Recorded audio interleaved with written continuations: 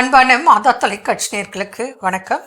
இந்த நிகழ்ச்சியில் நம்ம பார்க்க போகிறது ஆண் பெண் இரு பாலருக்கும் தைராய்டு பிரச்சனை. இது ஒரு ஹார்மோனல் பிரச்சனை தான். தைராய்டு T3 T4 TSH இந்த டெஸ்ட் எடுக்கணும். இதில் பார்த்தோன்னு சொன்னால் சில நேரத்தில் பார்த்த மாத்திரத்திலே நம்ம சொல்லலாம், இங்கே கழுத்து கழலை தெரியும், அப்போது தைராய்டு இருக்கும்னு எங்களுக்கு டவுட் வரும். இன்னும் சிலருக்கு புருவத்தில் முடி இருக்காது. சிலருக்கு இப்போ உதாரணத்துக்கு ஒரு பெண் குழந்தை, ஒரு பெண்ணு ஒரு 15 வயசு 20 வயசுன்னு வச்சுங்க, பெண்மை தன்மை இருக்காது, ஸ்கின்ல ரஃப்பாக முரட்டுத்தனமாக ஆண் தன்மை இருக்கும். அது பார்த்த மாத்திரத்திலே சொல்லலாம். தேவையற்ற இடங்களில் முடி வளர்த்தல் ஆண் பெண் இருப்பாளருக்குமே அப்படி இருக்கும்.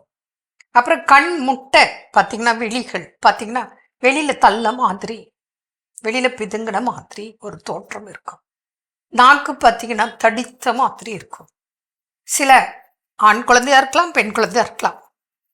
அவங்களோட ஆக்டிவிட்டீஸில் பார்த்தீங்கன்னா ரொம்ப ஸ்லோவாக இருப்பாங்க, ஸ்பீடாக பிக்கப் பண்ண மாட்டாங்க. புரியுதுங்களா? அடுத்தது பேசும்போது எல்லாம் கேட்டுப்பாங்க, ஆனால் அவங்க பேசும்போது சத்தமாக பேசுவாங்க. உடல் வளர்ச்சியில் ஸ்லோவாக இருக்கும். ஹைட்டு வெயிட்டு இதெல்லாம் சிலருக்கு கம்மியாக இருக்கும். இதே சில தைராய்டுனால பார்த்தோன்னா உடல் பருமன், ஒபிசிட்டி.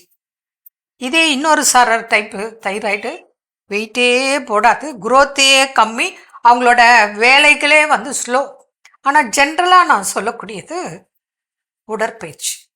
கண்டிப்பாக உடற்பயிற்சி ரெகுலராக அவங்க செய்யணும். அது என்னென்ன உடற்பயிற்சின்னு நீங்கள் தொடர்பு கொள்ளும் போது உங்களுக்கு நாங்கள் அது கைட் பண்ணுறோம். அடுத்தது ஜென்ரல் டிப்ஸு, இந்த ஜங்க் ஃபுட்டை கட் பண்ணும்.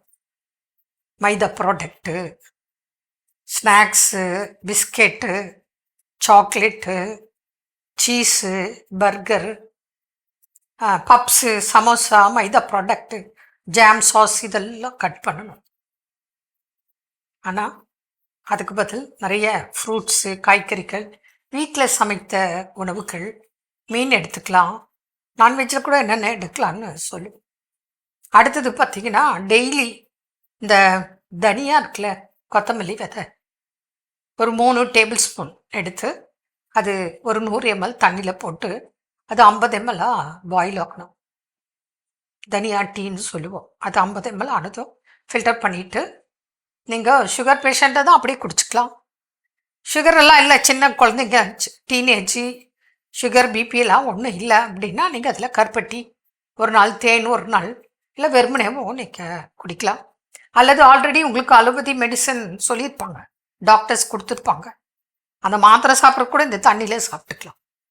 இந்த மாதிரி நீங்கள் வரும்போது உங்களோட ஹெல்த் எப்படி இருக்குது, தைராய்டு எத்தனை வருஷமாக இருக்குது, என்ன கண்டிஷனில் இருக்குது, இப்போ தான் ஸ்டார்டிங்னா உடனே தொடர்பு கொள்ளுக்க. இது வரைக்கும் எந்த ட்ரீட்மெண்ட்டும் எடுக்கலை, இப்போ தான் எனக்கு தெரியும் அப்படின்னாலும் தொடர்பு கொள்ளுக்க. உங்களுக்கு மற்ற மருந்துகள் இல்லாமல் இதுலேயே மேக்சிமம் உங்களுக்கு என்ன வழிமுறைகள் இருக்கோ அது நாங்கள் கைட் பண்ண தயார். அதே போல் முறையாக ஒரு சின்ன சின்ன விஷயங்கள் தான் கடைப்பிடிக்கணும். கடைப்பிடித்தால் நிச்சயமாக உங்களுக்கு ஆணாக இருக்கட்டும், பெண்ணாக இருக்கட்டும், சின்ன குழந்தை, வயதானவங்க யார் வேணாலும் தைராய்டில் பாதிச்சுக்கும் இருக்கீங்க. இதை கடைப்பிடிக்க. மேலும் இதில் முக்கியமான விஷயம் என்னென்னா, டீனேஜ் இப்போ தான் கல்யாணம் ஆயிருக்கு, கல்யாணம் ஆகும் போதுன்னா குழந்தை இன்மைக்கு தைராய்டு ஒரு முக்கிய காரணம். அப்போது தைராய்டு இருக்கிறவங்க ரொம்ப ரொம்ப கவனமாக பார்த்துக்குங்க. ஆணாக இருந்தாலும் பெண்ணாக இருந்தாலும் குழந்தையின்மைக்கு அது பெரிய இஷ்யூ.